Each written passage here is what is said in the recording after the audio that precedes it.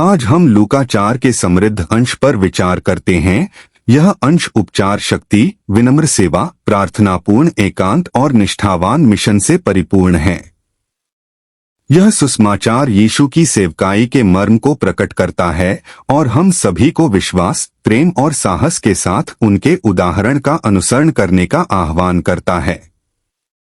सभास्थल से निकलकर यीशु शमौन के घर गए, जहां शमौन की सास तेज बुखार से पीड़ित थी। उसके आसपास के लोगों की विनती पर यीशु उसके पास खड़े हुए बुखार को डांटा और वह तुरंत ठीक हो गई और उनकी सेवा करने के लिए उठ खड़ी हुई। लूका 4।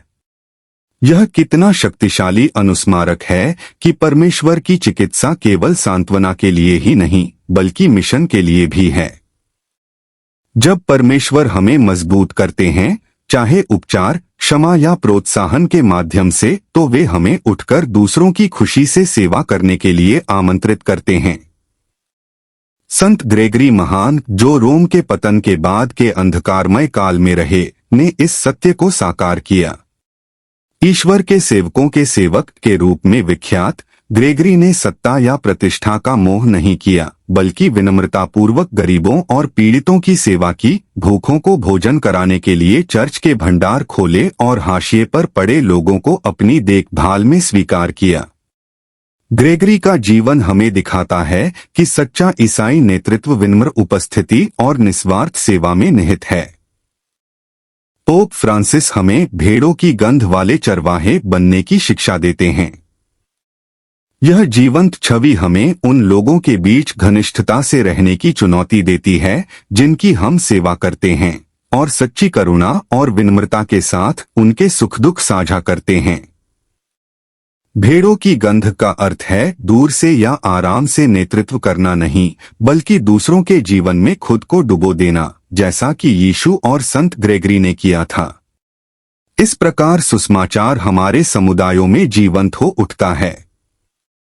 उस शाम यीशु ने अपने पास आने वाले प्रत्येक व्यक्ति पर हाथ रखकर और भी कई लोगों को चंगा किया।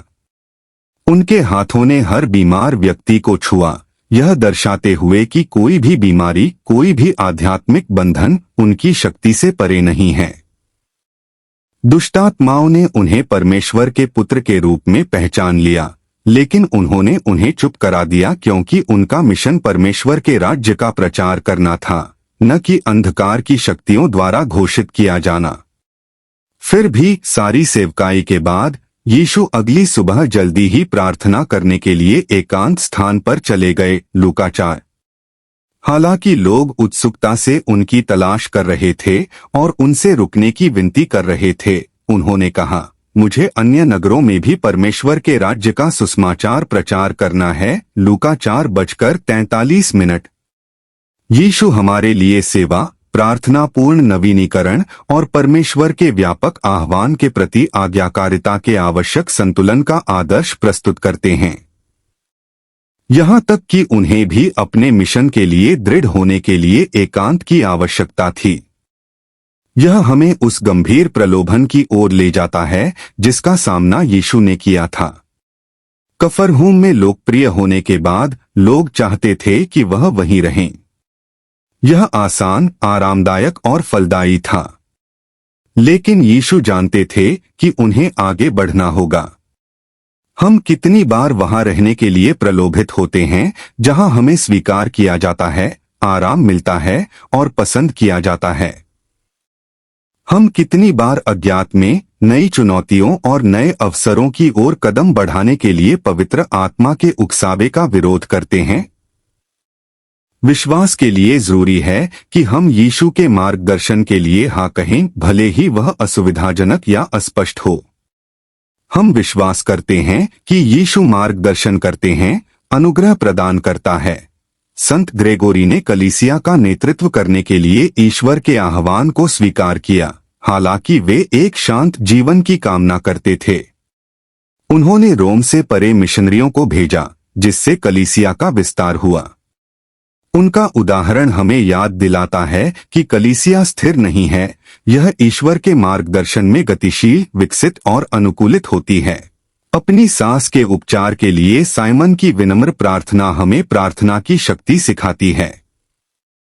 जब हम दूसरों को परिवार, मित्रों, पड़ोसियों यीशु के सामने लाते हैं तो ईश्वर का उपचार और प्रकाश हमारी प्रार्थनाओं के माध्यम से प्रवाहित होता है। संत मोनिका की अपने पुत्र ऑगस्टीन के लिए निरंतर प्रार्थनाएं दर्शाती हैं कि कैसे विश्वास में दृढ़ता समय के साथ चमत्कार करती है। मोलोकाई के संत डेमियन की कहानी पर भी विचार करें, एक पुजारी जिन्होंने कुष्ठ रोगियों के बीच रहना और उनकी सेवा करना चुना, उनके दुखों को पूरी तरह से साझा किया। वे सचमुच भेड़ों की तरह महकते थे, उन लोगों को गले लगाते थे जिन्हें समाज ने अस्वीकार कर दिया था। उनका जीवन हमें विनम्रता और प्रेम के साथ हाशिए पर पड़े और कमजोर लोगों के जीवन में गहराई से उतरने की चुनौती देता है। जैसे जैसे हम यूचरिस्ट, विनम्रता और प्रेम का भोज ग्रहण करने की तैयारी कर रहे हैं, आइए हम संत ग्रेगरी और सभी संतों से हमारे लिए मध्यस्थता करने की प्रार्थना करें। हम वफादार सेवकों की तरह जीवन जिए, अपने आसपास के लोगों से घनिष्ठ रूप से जुड़े रहें, प्रार्थना में दृढ़ रहें और सेवा करने और परिचित व आरामदायक चीजों से आगे बढ़ने के लिए ईश्वर के आह्वान का पालन करें। हमारा जीवन जीवंत धर्मोपदेश हो, विश्वास, आशा और प्रेम में मसीह का प्रचार। आइए हम आशा भरे हृदय से प्रार्थना करें, प्रभु यीशु, आपके पास चंगा करने और मुक्ति देने की सारी शक्ति है। मुझे आनंदपूर्वक सेवा करने और उदारतापूर्वक प्रेम करने के लिए स्वतंत्र करें।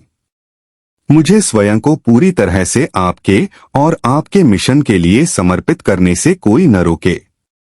जैसा कि पौलुस 2 कुरिन्थियों 4 में लिखते हैं, हालांकि हम चुनौतियों का सामना करते हैं, हमारा आंतरिक स्व प्रतिदिन नवीनीकृत होता है, हमें अनंत महिमा के लिए तैयार करता है।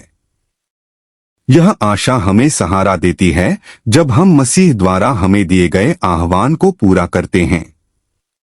आमीन।